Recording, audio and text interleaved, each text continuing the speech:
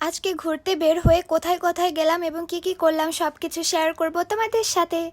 তো hello everyone, কেমন আছো সবাই? It's me Jyoti from my page Antara জ্যোতি।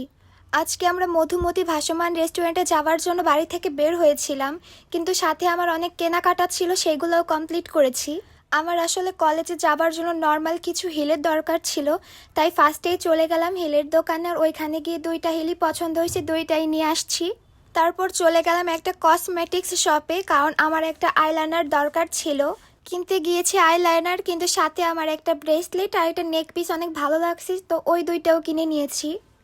এই দোকানের কালেকশনগুলো আসলে অনেক ভালো।